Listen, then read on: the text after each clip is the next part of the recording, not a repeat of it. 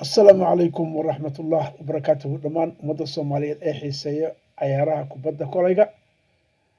sidaad la socotaan waxaan idila wadaagay usbuucii hore markii uu bilowday isreereebkii koobka kubadda kolayga ee ka socda dalkan Mareykanka ee la yiraahdo NBA National Basketball Association oo runtii ah koob ama tartan caalami ah oo runtii muddo ilaa iyo todoba bilood ilaa 8 bilood soo socday runtii kubaddan kolayga kooxahan ay ku loolamayaan oo NBA-da waxaa ka qayb gala dhammaan xildhibaanayaasha adduunweynaha oo dhan xildhibaanayaasha kubadda kolayga ee adduunweynaha laga wada keenay ayaa ku tartamo runtii hadda wuxuu marayaa isreereebkii ama haddii aad badi waysid gurigaada u hoyo hoygaada aad ama play off sitimaankii hore ayuu bilowday hadda runtii waxaan rabaa bal inaan mar labaad halka uu marayo aan idinla wadaago intii la socotay way la socotay intaan la soconna aan u cadday halka la marayo saan hore u sheegnay kooxaha waxay u qaybsanaayeen galbeedka iyo bariga isreereeb dheer oo muddo dheer socday ilaa iyo 7 bilood 8 bilood socday waxaa soo haray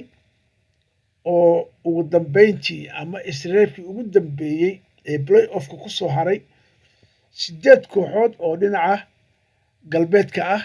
iyo 8 kooxood oo ah dhinaca bariga marka habka la isku aadina runtii waa hab aad iyo aad si marka loo fiiriyo u wanaagsan sina marka loo fiiriyo sababta waxaa la isku aadinayaa kii nambarka koowaad ama tirada koowaad ku jiray iyo kii tirada 8aad ku jiray saan hore u sheegay daaf waliba waxaa laga soo xulayaa 8 iyo 8 marka waxay isku qaabilaan kow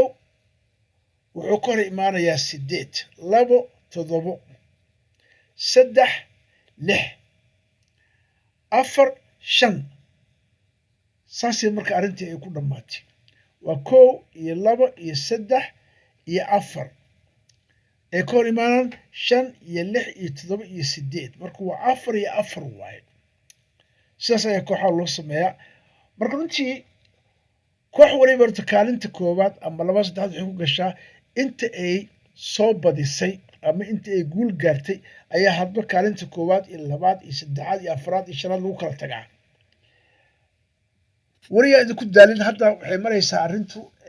cayaartii saddexaad ayaa bilaabatay marka waxa waaye kooxaha ku jiro kaalinta koowaad iyo labaad iyo saddexaad iyo afraad maadaama cayaartan la cayaarayo 7 mar 4 mar waxaa gurigooda lagu cayaarayaa kooxda koowaad iyo labaad iyo saddexaad iyo afraad gasho ayaa 4 mar gurigooda lagu cayaaraya 3 marna waxaa lagu cayaarayaa kooxaha galo 5aad iyo 6aad iyo 7aad iyo 8aad sidaas ayay cayaartu u dhisan tahay oo 7 cayaar ayaa la cayaaraa 4 waxaa lagu cayaarayaa guriga kooxaha 1 iyo 2 3 4 galay 3na waxaa lagu cayaarayaa kooxaha 5 iyo 6 iyo 7 iyo 8 galay okay tartanka shalay iyo maanta dhacayo waxa waaye kooxdan Thunder iyo Grizzlies oo runtii kala ah kaalinta koowaad iyo kaalinta 8aad sida idin muuqato laba mar waxaa lagu cayaaray Thunder gurigooda ayaa lagu cayaaray labadii mar Thunder ayaa badisay markii saddexaad oo shalay ahayd ayaa waxaa lagu cayaaray Grizzlies Memphis tanna waa Oklahoma Thunder waa Oklahoma OKC waaye marka haddana Grizzlies gurigooda ayaa looga badiyey marka sidaa daraaddeed OKC waxay ku hogaaminaysaa 3 iyo 0 hal cayaar ayaa u dhiman OKC haddii halka cayaar ay raayso 4 mar ay badiso ayada halkaas ku soo baxday waxay sugaysaa labadan kooxood kooxda soo baxday ayay halkan ku sugaysaa marka waa isla faanaan u malaynaa marka Nekatis oo Denver Colorado ah oo numberka afraad wato waxaa lagu aadiyey shanaad waxaa la ciyaaray 3 ciyaar labada ciyaar ugu horeysay waxaa lagu ciyaaray guriga Nekatis ayaa lagu ciyaaray ama Denver ayaa lagu ciyaaray